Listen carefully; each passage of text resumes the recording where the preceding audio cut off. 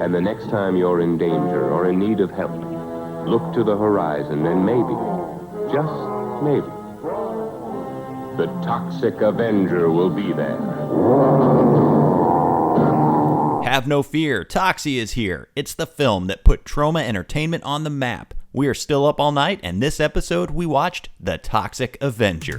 Hello, everybody, and welcome to USA Up All Night with me, Rhonda. Hi, I'm Gilbert-Gottfried, the comedian in the cupboard for USA Up All Night. In this movie, you'll see two of your favorite stars. Now, if you drink enough beer, you'll start seeing more of your favorite stars. Stay with me on USA Up All Night. Welcome to Still Up All Night, your only home for reviews of the films of USA Up All Night. I'm Travis Yates, joined by my co-host Rob Cady. Rob, how's it going? Oh, it's going great. What about yourself? I'm feeling good. Listen, Rob, we're going toxic this episode. That's right. I couldn't be happier. It is time for the Toxic Avenger, and not since Hell Comes to Frogtown have I been so excited about a movie that we've done on this show. And, you know, it's taken this long because of a clerical error of all things. Now, Rob, we have a database with all the USA Up All Night films on it, and I was shocked to see my initial search for the Toxic Avenger come up empty. But I must have spelled something wrong in the search, because at a second look, it revealed that the Toxic Avenger and its sequels aired quite a few times, and it makes sense, as Troma and Toxie seem like a match made in heaven with USA Up All Night. What were your initial thoughts when we settled on the Toxic Avenger for this episode's movie? Excitement. You know, I don't think I've watched it since seeing it on USA Up All Night, you know, and I probably caught it multiple times on USA Up All Night. So, you know, it's one of those ones that I have fond memories for, and it's always interesting to take a second look and see, does it still hold up? And we'll find out if it does. We'll find out, yeah. The film is a comedy/horror flick about a nerd turned into a superhero seeking revenge, but it became so much more than that to Troma Entertainment. Rob, we briefly touched on Troma in the Surf Nazis Must Die episode because the film was distributed by Troma, but it wasn't produced and filmed by Troma, so it didn't have that full-blown Troma feel to it. So let's take a step back and first just look at the history of Troma. Troma Entertainment was founded by two Yale graduates, of all things, Lloyd Kaufman and Michael Herz. Kaufman went on to work for Cannon Films after graduating in 1968, and we're starting to see the B-movie tapestry take shape here. Kaufman cast fellow classmate Michael Herz in his first feature film while in college, and then Herz would actually go on to law school at NYU after Yale. Herz had the screenwriting bug, and in 1973 he reconnected with Kaufman and was hired on the production of the Cannon film Sugar Cookies, a film co-written by Kaufman and produced by Oliver Stone. Yes, that Oliver Stone. So if you've asked yourself, why in the world is a film professor and his science buddy doing a podcast about B-movies, here's your answer. I mean, the importance of B-movies, I think, to burgeoning voices in the film industry cannot be overstated. Would you agree, Rob? Oh, 100%. I mean, they what is the quote? They call, you know, Toxic Avenger the film that built Troma, basically. And you know, prior to that, they had been steeped in the world of raunchy sex comedies and realized, you know, to branch out and go into horror, you know, which, you know, is one of the most sort of politically based genres in movies that, you know, they could do a lot more, say a lot more, and garner, you know, more attention than they were previously getting. Absolutely, and it worked. After Sugar Cookies, Kaufman and Herz would officially form Troma Entertainment and began producing and distributing low-budget action and comedy films. It took a few years, but the company did begin to take off at the turn of the decade with the production of a series of popular sex comedies, as you referenced, between 1979 and 1981. This included Squeeze Play, Waitress, and Stuck on You. And Rob, some fun trivia for you and our listeners. You might already know this. Somewhere in this time period of the mid to late 1970s, Troma distributed a film called Sizzle Beach, USA, also known as Malibu Hot Summer. Do you know why this is important, Rob? I should. There's something tickling my brain, but I'm not making the connection right now. Yeah, it features the movie debut of a one Mr. Kevin Costner. Of course it does. So there you go. According to Costner, it was filmed between 78 and 79, but it was not released until 1981. But then I've seen some reports that say it was filmed even all the way back in 1974. So a very obscure. Anytime a movie has two titles, Yeah. you know it's obscure.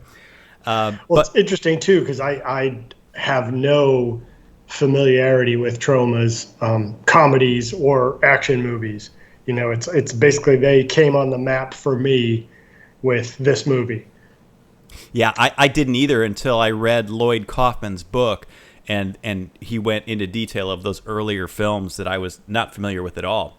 But it all leads to this seminal film and character that Troma Entertainment would become synonymous with, as you mentioned, the Toxic Avenger. This film is a fascinating amalgamation of comedy, horror, and superhero genre. It quickly became a cult classic, and it spawned 3 sequels, an animated series, a video game, and a musical. And Rob, the timing of this episode couldn't be better because we can now add reboot to that list. Because the Toxic Avenger is getting a remake from Legendary Entertainment starring Peter Dinklage. How awesome is that? Completely awesome. And it's being written and directed by Macon Blair, who has been in, I predominantly am aware of him as an actor in some smaller films that I've seen that I've really enjoyed. So yeah, and I'm aware he's, writing and directing, but I'm not sure I've seen anything he's done. Either way, I'm interested to see where he takes this.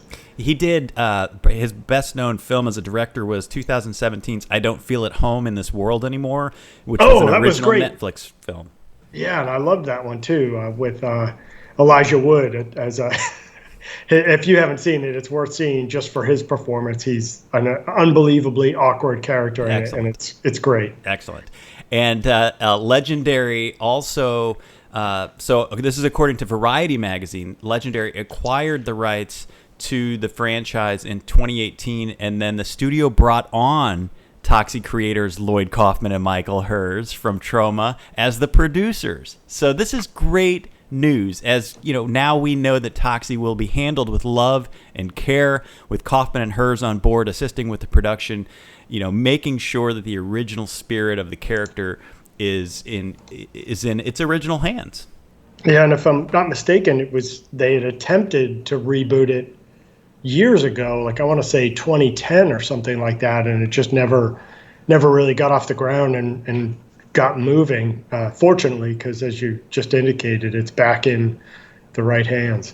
Yeah, there's been a few attempts, stop and start, and I love that this is going to be great with Peter Dinklage. I love going in that direction with him, and just having the original filmmakers, the creators of this entire franchise on board as well. So, and I believe they cast a newer young man.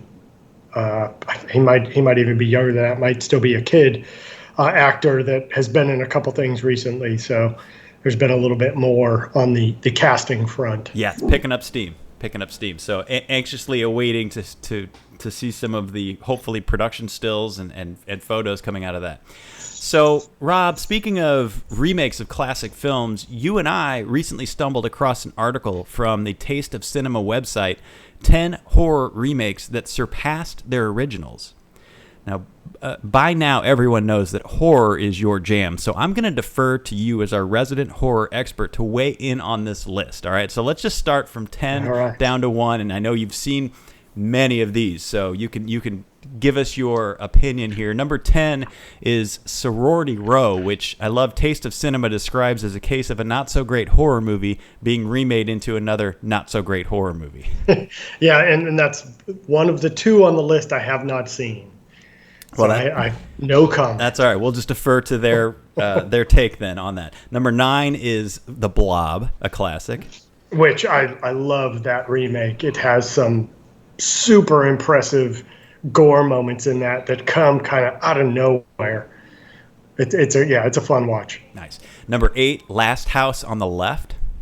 I'm not a huge fan of that one. I hated how it ended. The whole series is sort of problematic with the subject matter to begin with, and it's really dark and goes to some pretty intense places. But yeah, I wasn't a huge fan of that one. Number 7, The Crazies. A really fun one. I think it far exceeds the original and is kind of sort of a take off the zombie genre, more along the lines of like 28 Days Later. That was a very fun, tense watch. Yeah, big fan of both of them, and I love the nature of the kind of out of the way small town that already makes you feel, secluded and alone, and then you have all this stuff that's happening. Number 6, The Ring. That's a scary movie. It's one of the more recent movies that I don't scare easy with stuff like this, and that one had a few scenes that were really, I thought, unnerving and really well done. And I have a lot of love for the original too, but they're wildly different paced movies, and the first sort of is a mastery of just a slow building dread, and this hits on more intense moments than the original. Which I think is great in your remakes, right? I mean, you don't want the dreaded shot-for-shot remake is a terrible review, even if it's a classic, right? You need to put a new spin on whatever project it is that you're rebooting or remaking, right? I think so. I think those end up being more successful. Like a prime example is the movie Wreck, which was redone as Quarantine. Yeah. Both, in a bottle, if you'd seen either one, they're both really good, but Quarantine is like beat for beat, shot for shot, identical, just replaced with, American actors. And it's like, why bother at that point? Right. Because people hate reading subtitles, unfortunately. Yeah. But, yeah. All right. If you haven't watched a movie with subtitles, just give it a shot. Just give it 15 minutes. I think you'll be pleasantly surprised once you get immersed into the story, and you won't even realize that you're reading the subtitles. So, but that's just a sidebar. All right. Yeah. A sidebar to our sidebar. All right. Number 5, Maniac. The other one I haven't seen. It's on my list. I just haven't been able to find it on any of the services I subscribe to be able to see that one yet. I've heard really good things about it. It apparently does a lot of POV shots from the killer. So just a different take, a different angle.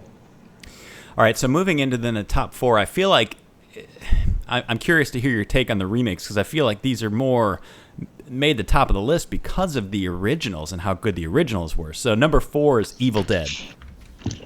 I like it. It's a very different movie, but it still does a good job. Has a lot of sort of similar beats and moments, but they add enough to make it different, and I enjoyed it quite a bit. I went in with very low expectations because I have so much love for the originals, Evil Dead 1, 2, and 3, and I think it's good.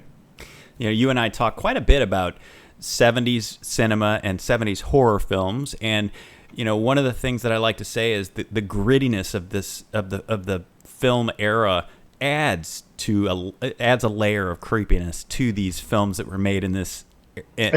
When you put the polish on a horror film, I think you take away some of the eeriness to it, and so it's hard when you start remaking these classic late 70s, early to even mid 80s films that have a grindhouse feel to them.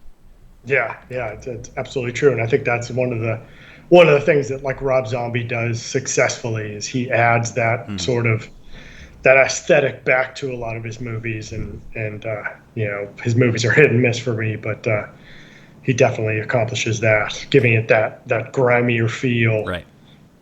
All right, number 3, The Hills Have Eyes. I love this remake. I think it far and away exceeds the original and is just super tense and has just some bonkers moments in it. It's probably near the top, if not the top of my list of remakes. I'm with you there. It is a creepy, Yeah. creepy film. Number 2, I was surprised if we're ranking remakes here. Number 2, House of Wax. Yeah, that's way too high on that list. I sort of feel like they do about Sorority Row is taking sort of a bad movie, although I feel like the original had some camp to it that I enjoyed, and this wipes away the camp and I don't know, just to me inserted some really bad actors and it has some good scenes in it and has some creepy moments, but you know, I feel like a bad movie being remade is a bad movie. Okay, and then number 1, and I take umbrage with this only because I don't know how you could put Dario Argento's Suspiria and then say that the remake surpassed its original. So I don't know. I'm curious to hear your take on this. Yeah, I liked it, but it's hard to even call that a remake. I mean, it is, but it does take, you know, because the original is really part of a trilogy, and they take pieces of that trilogy and weave it into, you know, this. So it is, you know, a remake, yeah, but you're kind of cheating by pulling in some more of the story. I didn't love it as much as, you know, all the critics seemed to love it. It definitely had some just out there moments that were, you know, things you haven't seen before, but it was, I thought, overlong and really slow at moments, and that sort of hurt it for me. But yeah, not a bad movie. I mean, certainly incredibly well made. So I think that we are both in agreement that The Hills Have Eyes should probably be sitting at the top of this list. Well, I mean, if we're going to go all time, I would have to probably say The Thing should be the top of the Right. list. So you had a few horror remakes of note as well to add to the list. The Thing, of course, now you're saying being at the top of the list. So yeah, well, how about a few others that should have been on this list? So I appreciate, you know, even though it's a Zack Snyder film, his remake of Dawn of the Dead, you know, just because it changed things up so much and introduced, you know, well, quote unquote, introduced fast zombies. And I was entertained by it. You know, like all his stuff, it's sort of popcorn fun. I'm a huge fan of Let Me In as well, which is a remake of Let the Right One In. And it does enough different, that it's its own sort of unique story, and I think that's near the top of my list of remakes as well. Then, of course, you have Fright Night, which is stupid fun. I liked the original better, but there were moments in this one that were good. Then The Fly is probably near the top of the list as well. Just Jeff Goldblum's performance in that is, you know, incredible, and of course the effects too. And I thought the Amityville Horror movie with I just lost his name. Ryan, big time actor. Gosling? Nope. Gosling. Reynolds? He was Green Lantern. Yes, Ryan Reynolds. There you go. Jeez. That did some interesting things too, and he's good in it. And then, although I haven't seen it, I've heard good things about the Halloween remake, you know, zombies film, but I still haven't seen that one because, you know, the slashers aren't really, you know, my go-to when it comes to horror. All but right. I've heard high praise for that. Excellent list there, Rob, and some of those I think I agree should have replaced some of the ones on Taste of Cinema's list. But you know, an interesting concept to think about of remakes and how do they compare? How do they stand the test of time compared to the originals? So good stuff. All right, so let's get back to our movie for today's episode, Toxic Avenger and Troma. Troma would go on to produce B-movie classics such as Class of Nukem High, Tromeo and Juliet, and Sergeant Kabuki Man NYPD, which revisits the unlikely superhero trope that worked so well in the Toxic Avenger. Have you seen any of these, Rob? Do you have fond memories of some of these? I have. I you know, the Tromeo and Juliet has been on my list for years, and I just have never gotten around to seeing it. But I sort of have read some things that said that is kind of the the pinnacle of Troma. So I don't know what's taken me so long. Maybe with this viewing of Toxic Avenger, I'll get the steam I need to get off my butt and go watch that one. But yeah, I've seen I don't know, countless. I've seen so many of their other movies, and they're all goofy fun. I still think Toxie's the most successful, but they all have fun, stupid elements that it's hard not to have a good time when you're watching. Yeah, and Class of Nukem High, of course, spawned some sequels as well. Return to Nukem High, and Sergeant Kabuki Man is out there. So, yeah, it's all good stuff. All right, The Toxic Avenger was filmed in various New Jersey location and in Peekskill, New York in 1983 with a budget of around $500,000, so pretty decent budget for a Troma film at this point. It was released as a midnight movie in New York City in May of 1984, and it quickly gained a cult following. And it was released nationwide in the U.S. in April of 1986. And I don't know if you came across anything in your research, Rob. I don't know if this was the VHS release. I feel like it might have been, because I feel like it was right around this time when I was introduced to the film. I don't know if it had a nationwide theatrical release. Yeah, I had a hard time finding. I did find a box office number, but I didn't see any real reference to theatrical releases. So I sort of made the same assumption you did. Is that was probably, it hitting the VHS market. Yeah, especially given the midnight theatrical run that it had in New York at a single theater. So I feel like then and they're straight to video. That was their MO throughout their entire run. So, Troma Entertainment is guerrilla filmmaking at its finest. And if you're not familiar with the term, guerrilla filmmaking is an independent filmmaking style that takes its name from guerrilla warfare. So tactical units known for their small size and mobility. Guerrilla filmmaking is a lean, mean film crew that can get in and out of locations quickly. So in The Toxic Avenger, the Tromaville Health Club was just a regular New Jersey health club, and most of the indoor locations were filmed in an abandoned hospital. They filmed the toxic waste truck scene without a permit, and the police received several calls from concerned citizens fearful about real toxic waste being transported on the truck. So, again, in guerrilla filmmaking fashion, if you don't get the cops called on you, you're not doing it right. Absolutely.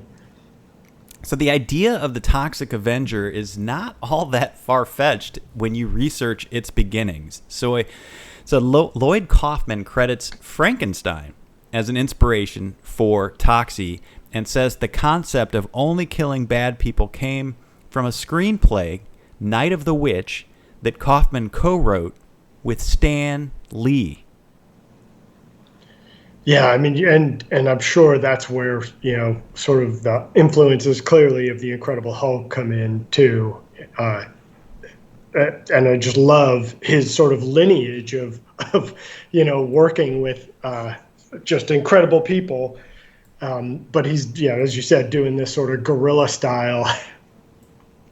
Yeah. So Kaufman says that, and here's, I think this kind of lends some insight into Lloyd Kaufman. He says that the idea of Tromaville, the fictional town that first appears in the Toxic Avenger movie and would later appear in many other Troma films, came from Preston Sturges, who is an Oscar-winning screenwriter and director from the classical Hollywood era who made screwball comedies and was really the first big name from that era in any film era to begin directing his own scripts.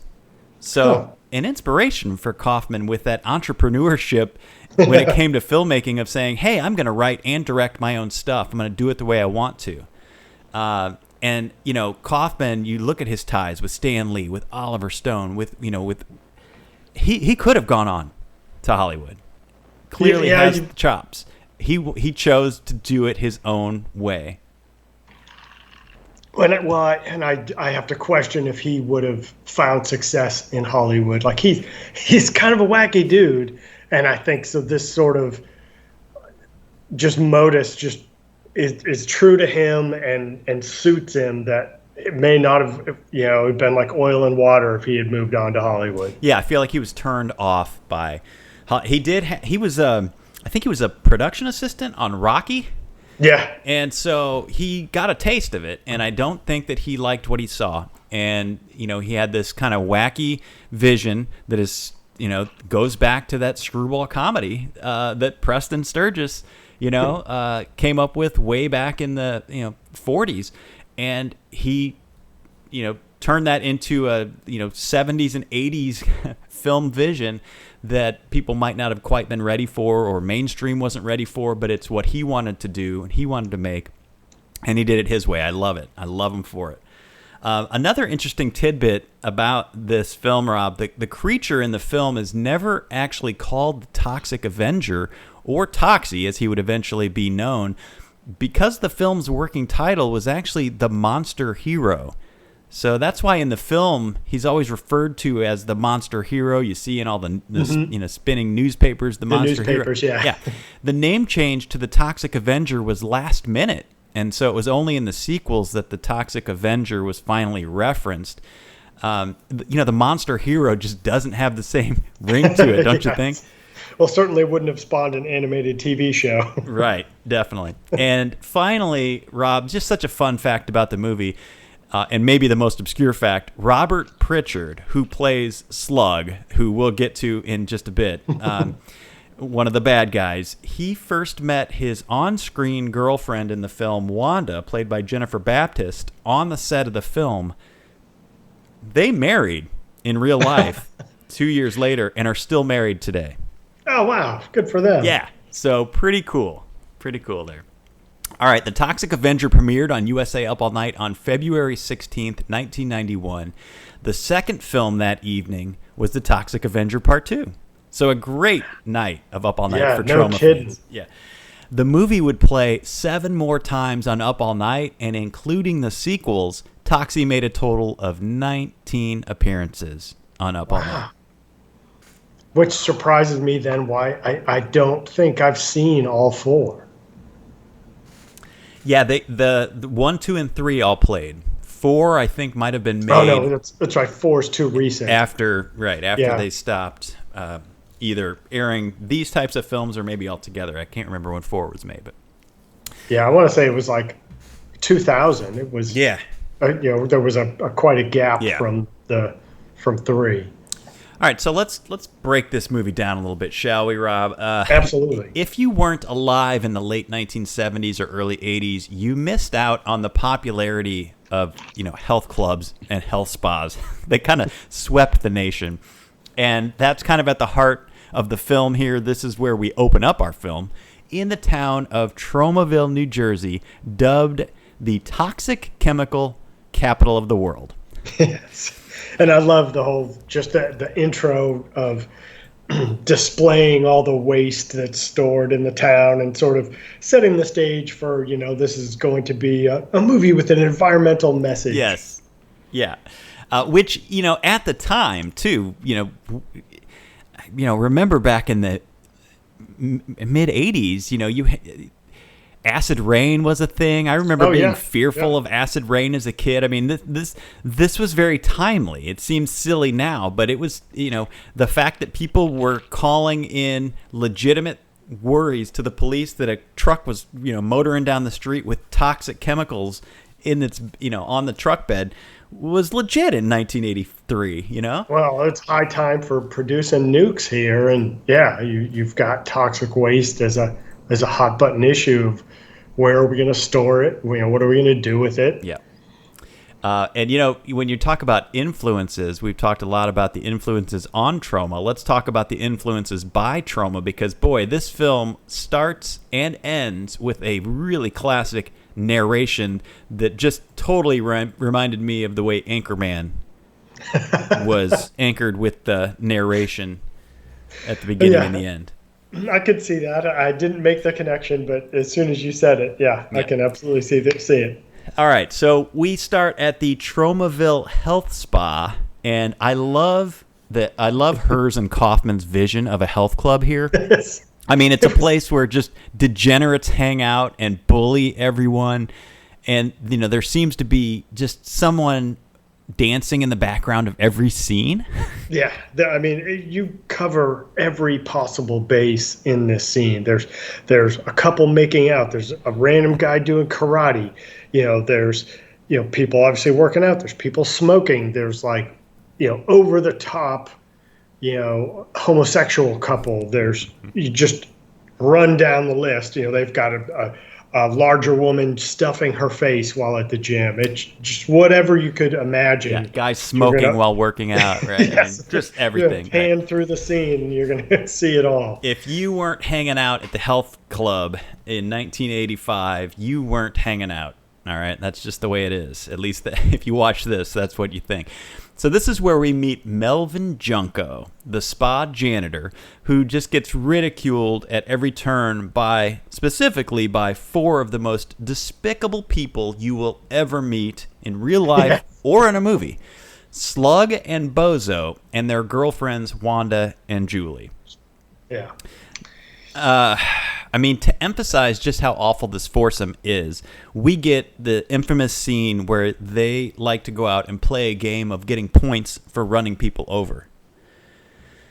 Now, which was like a running joke of the time of that people I knew played it in their car, like, oh, what points would you get for running into somebody doing a certain activity, and but again, it was a joke, just a stupid game you played as you drove around. But this lovely gang did it for real. Yeah, they and not only did they do it for real, they paid double for kids, double points. Yes. And of course, they come across a kid on a bicycle. So Bozo is driving. He first slams into the kid, launching him off his bike, and then backs up, running over his head, exploding it, and likely leading to the warning that we see at the beginning of the film of gratuitous violence, yes. Coming our way. This was, of course, a watermelon filled with cranberry sauce that Kaufman would write about in his book. So just some great practical, and it looks really surprisingly disgusting. Effective. It does. Yeah. It does. The gals even get out and take Polaroids of it, and then later we see close-ups of the Polaroids. And Wanda then uses the Polaroids to achieve some self-satisfaction. So that's the kind of people we're dealing with. Right.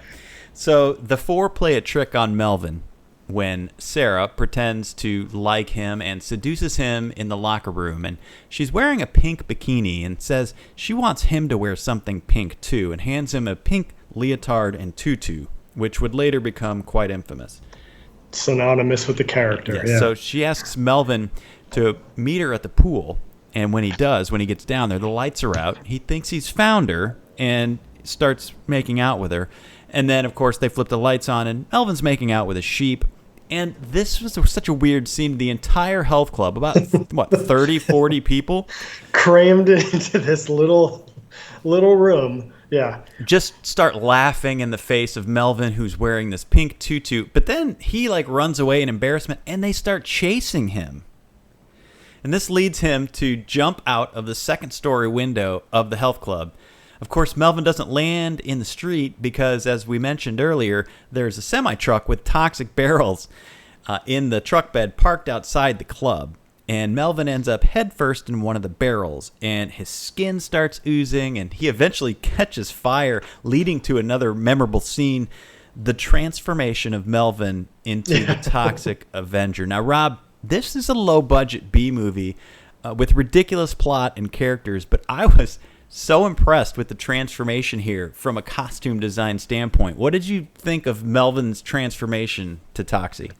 Yeah, again, to go back to the surprisingly effective, for the budget and everything else you're looking at, I had forgotten what they achieved here, and it's really good for such a limited budget, and clearly some editing, but very reminiscent of Werewolf in London, American Werewolf in London.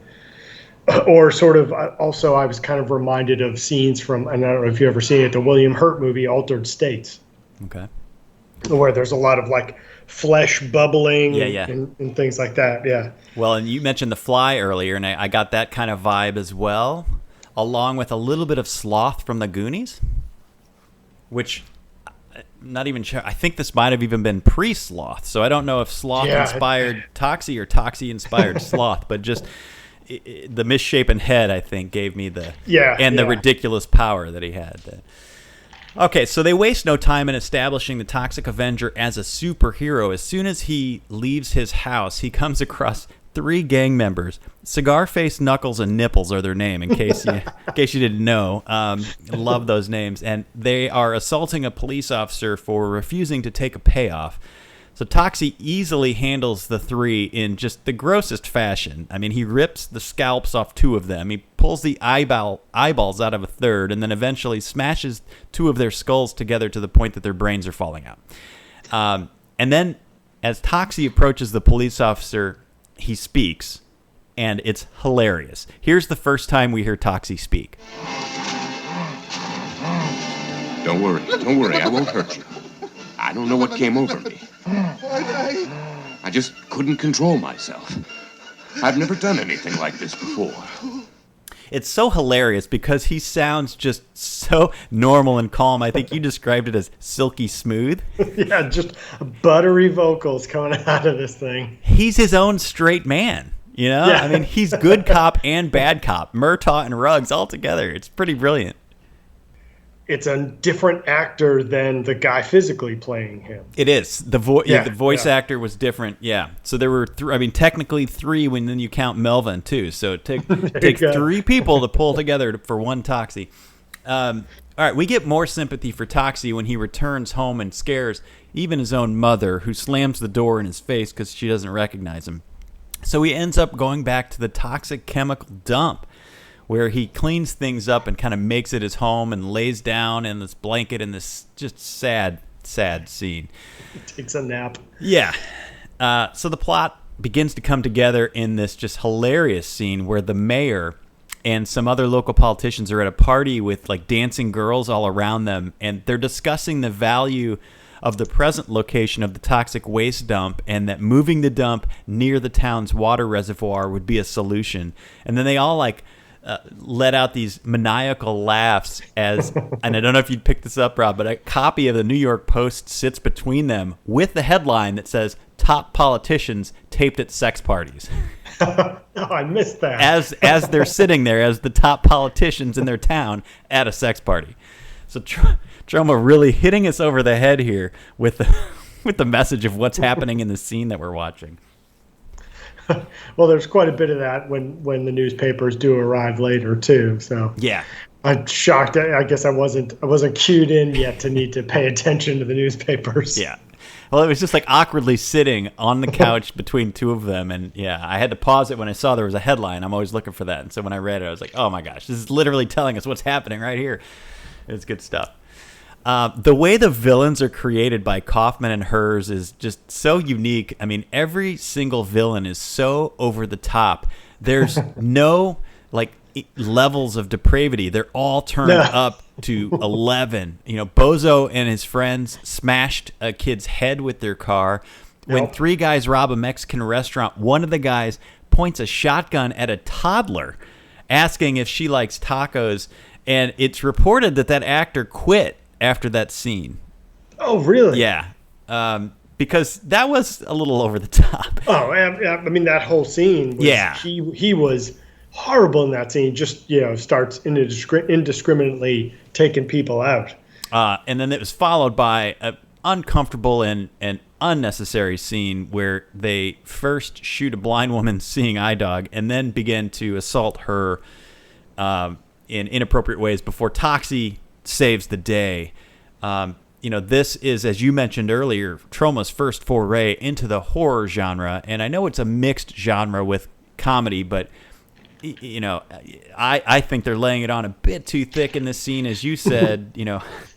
I mean, do you agree here? Well, I mean, in one scene we get a gun pointed at a baby, a dog shot, and a woman assaulted. So, I mean, you're checking some of the most sort of sensitive boxes for people. So yeah, I could see a guy coming on set to play this really small part and being like, what the hell did I sign up for? I'm pointing a shotgun at a baby. I'm not okay with that. Kaufman actually said that the only complaints that they had that were written to their office was about the dog, shooting the dog.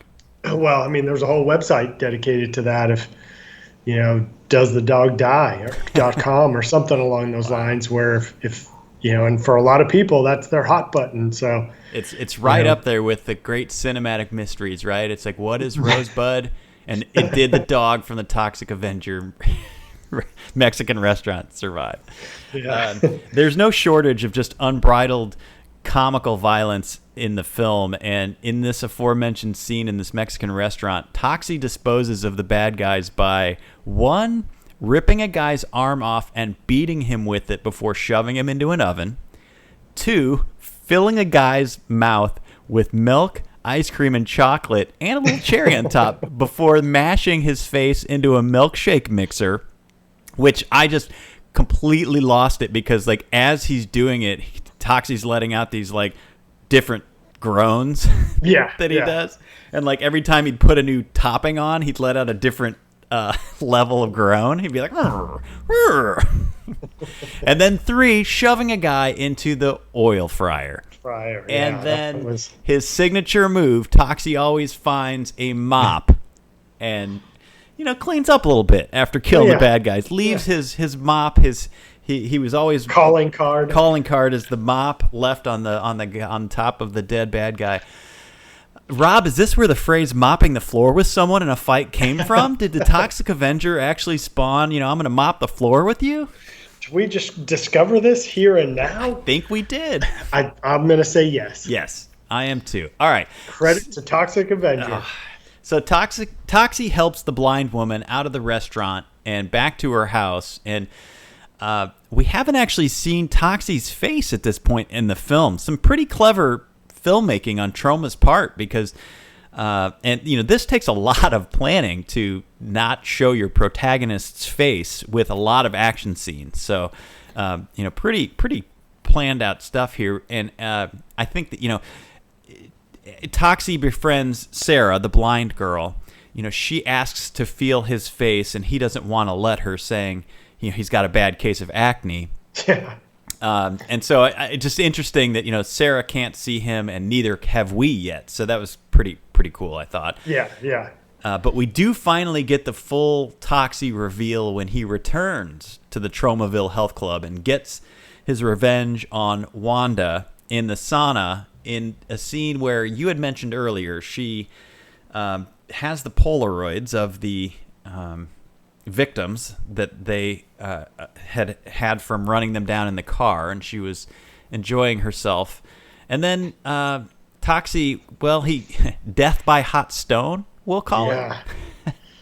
Yeah, I was left after the scene wondering, is that the end of her? And then we never see her again, so you assume so. But yeah, he just scoops her up and drops her on the hot stones in the sauna, and that's the end of Wanda.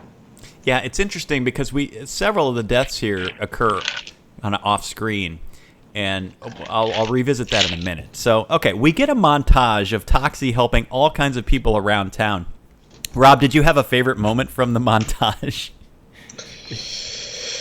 Nothing that jumped out. I mean, I chuckled the whole way through, as the town is just totally embracing him as he does all these super kind, heroic acts. Helping old ladies across the street. And I loved the return of Cigar Face. One of one of the three initial bad guys from Toxie's first encounter. After the change from Melvin to Toxie, and Cigar Face actually survived, and he returns with 5 other bad guys with guns, and they encircle Toxie, right.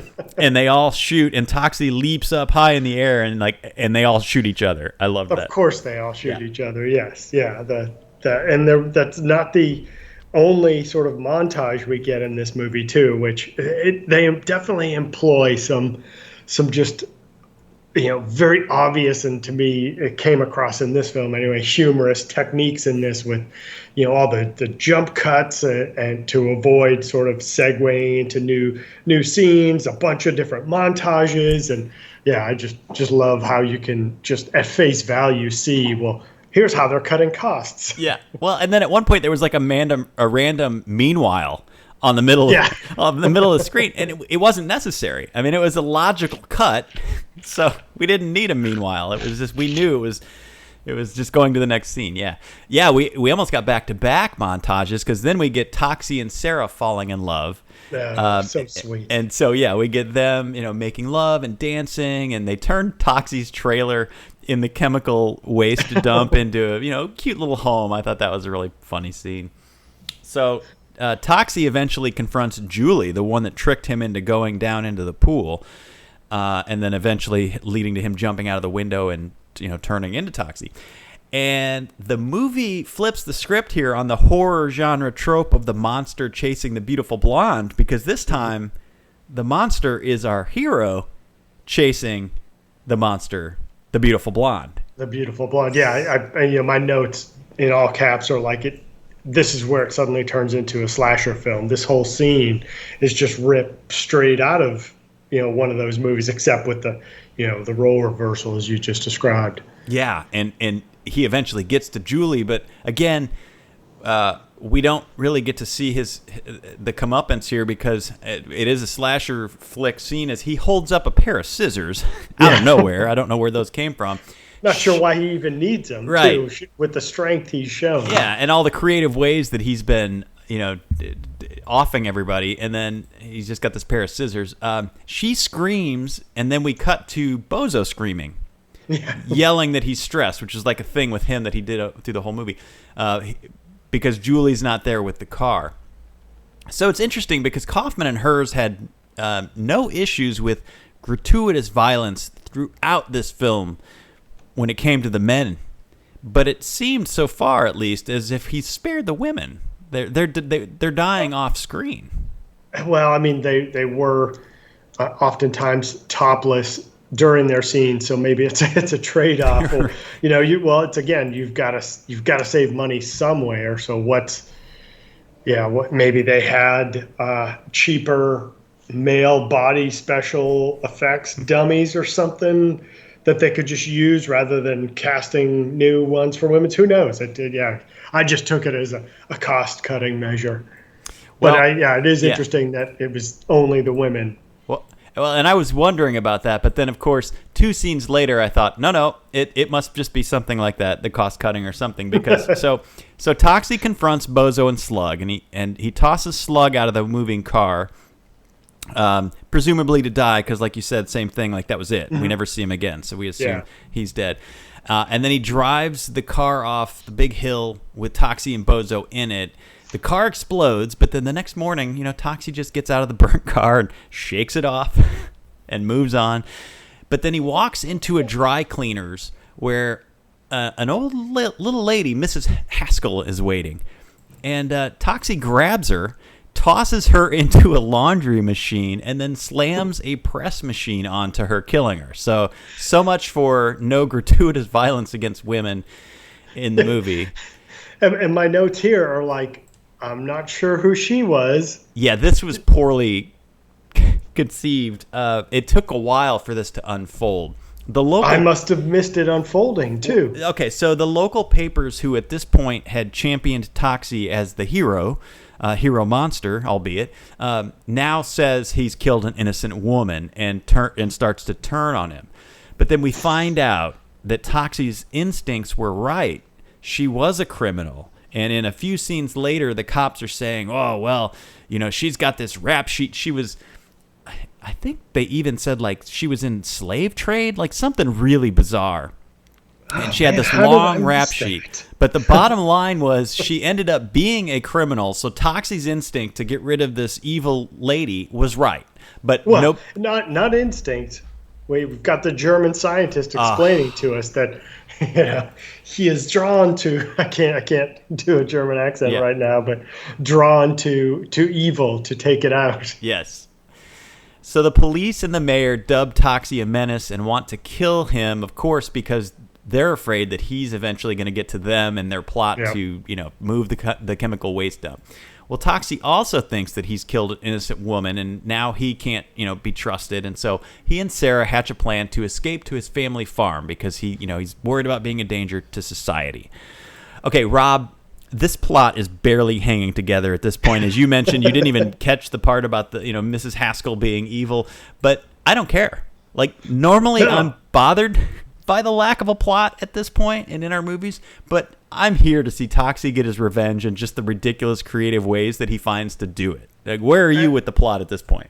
Fully on board. Like, none of that, it made me laugh that I was like, wait, who was she? And just laughed and moved on. Like, didn't care, didn't affect the experience at all. Yeah. So the mayor calls in the National Guard, and a manhunt begins for Toxie. They finally find him and Sarah secluded in a camp, or in a little field. They're camping. But then the entire town shows up. The police, the National Guard. I love how, like, all the townspeople are just intermingled with the National Guard and the police. The tanks, giant cannon is like hanging over the head of like normal townspeople. Well, you neglect to mention too that suddenly the chief of police is very German and a huge fan of Hitler. Yeah. Like, that just comes out of nowhere. That got uncomfortable. Well, he had a German accent, and at one point he said like 9-9 no. So that was But they just turned, as you said, turned it to 12 and said let's pour it on for this scene. Right. Again, in case we're not fully sure that he's a bad guy, he's got to meet that 11 scale of a villain. So okay. Toxie comes out of the tent, and the townspeople that Toxie had helped, they all run up and they stand up for him. But the mayor tries to kill Toxie. Toxie corners him, and with everyone watching, he says, I love this, let's see if you have any guts, and then reaches into the very bulbous, large mayor's stomach and pulls out his intestines. And then says to Officer O'Clancy, which was the very first cop that he helped there in the beginning scene against the three ridiculously named criminals, get rid of this toxic waste. Yeah. Now, mind you... And everyone cheers. Yeah.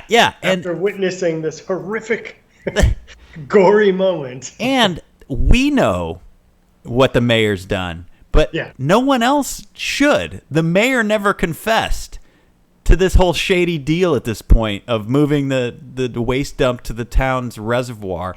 So Toxie's just celebrated for killing the pushy mayor. It was perfect. With a great, not one great line of let's see if you have any guts, but two, get rid of this toxic waste. Well, and then, spiral into the completely on the nose, butt rock and theme song. Yes, closing narration that lets us know the next time we're in trouble, look to the horizon because we might see the Toxic Avenger. Roll credits and play that sweet soundtrack, Body Talk, from Sandy Farina. What do you think of the rather rapid kind of ending here to the Toxic Avenger? Oh, 5 out of 5 stars. Yeah. I just had this movie's too fun to go into any real criticism, because it's Troma. That's just how they operate, and you're on board for the wild ride or you're going to hate it. Yeah. Okay, so I don't think it's any secret what we think, so let's find out what other people are saying, Rob. We've got 2 scales here from RottenTomatoes.com. The tomato score from critics, which are often missing from our films that we do on this podcast because, frankly, the critics just don't want to go near them. And then the audience score. But, this is the Toxic Avenger, so we've got critics' scores. So, first, from 1 to 100, what do you think the tomato meter score is from critics, Rob, for the Toxic Avenger? From critics. I'm going to... I'll say for critics, I'll give it a 60%. Okay. Not too bad of a guess. Toxic Avenger received a 70 from critics. Yeah.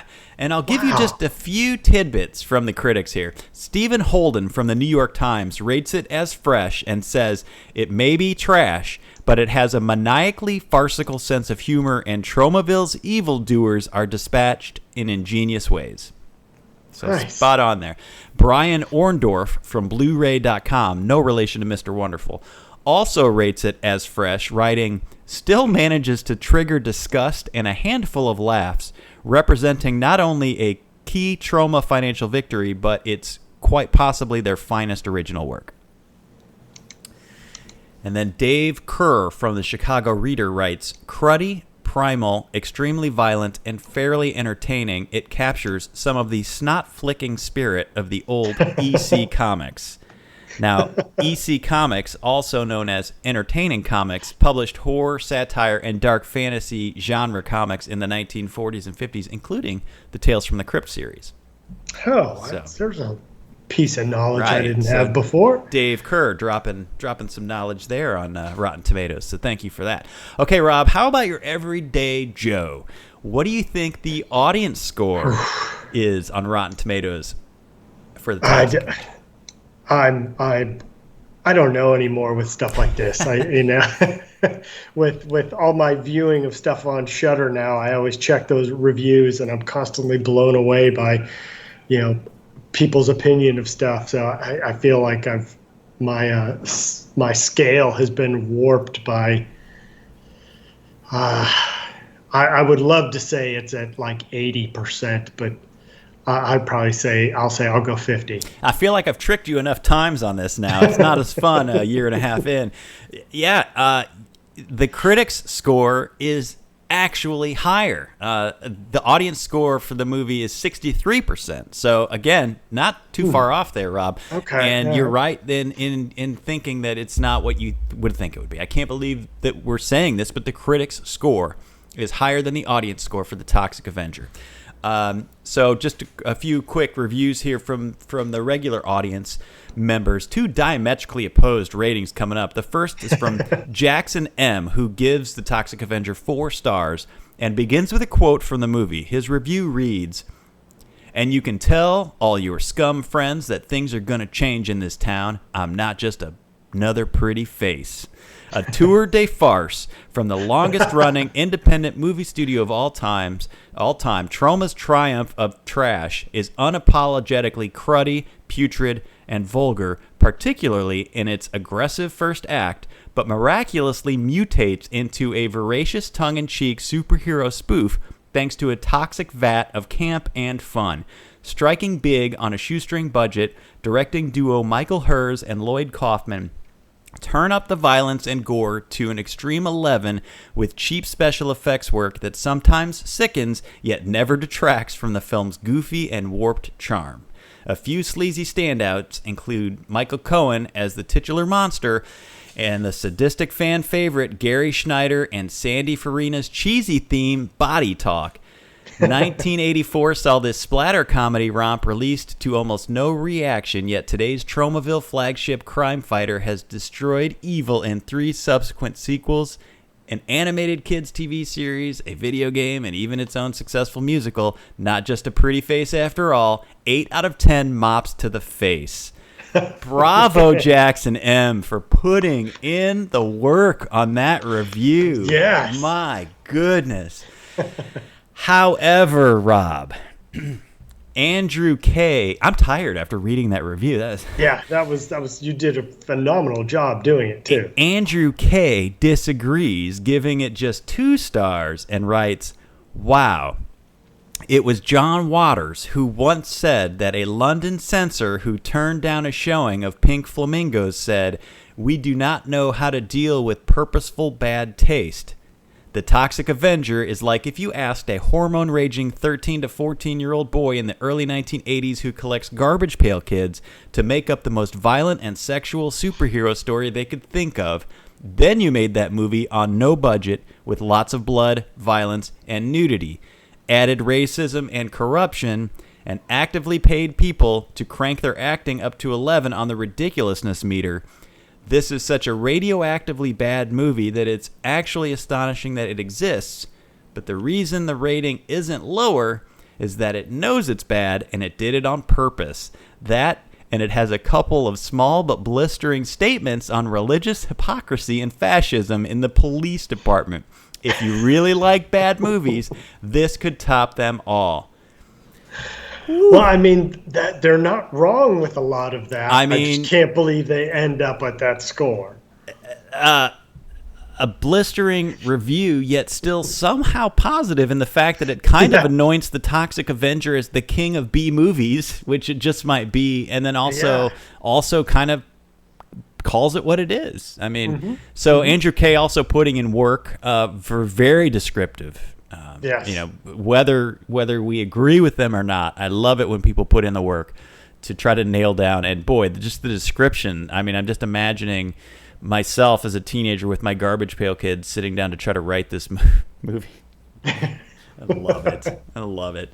All right, so you know, we know the answer, but, you know, Rob, it's been a while for both of us, as you referenced, probably since this was on USA Up All Night for you. You said, did it age well for you, and do you think it's worth staying up all night for? I don't know if I could say it aged well, but it holds up. And yeah, absolutely worth staying up for. If you haven't seen it, you know, and you're a B movie fan at all, you have to go back and visit this slice of B movie history and see why Troma has the reputation that they do. And I think that says it all. I really look forward to, I think that the new generation here that's going to discover the Toxic Avenger when this remake is made, and then they're going to discover the original. And we're going to see, I think, almost a mini resurgence for Troma. There are a few cringeworthy moments I could do without. Some of the language that's wildly appropriate it was wildly inappropriate then. It's certainly now. And the scene with Sarah in the Mexican restaurant is disturbing to watch. But the violence was so over the top that it's comical. No one should or could take this movie seriously. And it does a good job in creating a satirical superhero in classic 80s B-movie fashion. And it connects to what we said, you know, earlier today, is that, you know, some jokes just don't age well, and you've got to accept that and you know look at the movie for when it was made and you know, either just roll with it or, you know. And I think it's definitely a sign of the times, because that's a continuing theme on the movies that we review on this podcast that were made in this mid-'80s time period, that they're full of this. So these were clearly things that were being said and done in that time period that at the time the adults in the room thought were appropriate, that now are clearly not. They weren't then, but now we know, and now we're all smarter for it. So yeah, but it's definitely worth staying up all night for. And like I said, I look forward to this movie being discovered by a whole new generation. Now, I guess maybe even in 2 generations further. And understand it for what it is. You know, like I mentioned earlier, the guerrilla filmmaking indie spirit that Troma embodies so well, and this movie is just great at capturing that in so many levels. Yeah, and I'm super curious to see where they can take some of the statements that were made in the movie in today's world. Absolutely. You know, how much are they going to shift that? What are they going to shift it to? Because clearly there's a lot of places they can go with our current political climate. So, yeah, and, you know, just love Peter Dinklage. So, yeah, that may be a movie that gets my butt to the theater. Yeah, and I hope that it does have some of that gritty grindhouse feel to it. Yeah, I hope that they put a little bit of a low budget, purposeful look to it. You know, when the movie Ed Wood was made, Tim Burton would purposefully do one takes only, because he wanted he wanted the spirit of Ed Wood. Yeah, and achieve that that mess that made those, the beautiful that defines mess. Those. Yeah. So hopefully, I think that with Kaufman and Hers on board, I think that at least shows that they're respectful of the original vision and product. At least, sorry. Yeah. Go ahead. I was just saying, at least acting wise, you know, some of the stuff that Macon Blair has been in, it has had some of that. You know, the movie that introduced me to him was called Blue Ruin, and it's like a dirty revenge tale. Perfect. And it has some of that, and there are scenes in it that you know, sort of, I could easily say, you know, they had one shot to pull this off, and that's how the scene turned out. So that's what we got. So I think it's in good hands. All right. Well, that's going to wrap it up. Let's roll this thing up and put it in a barrel full of toxic waste.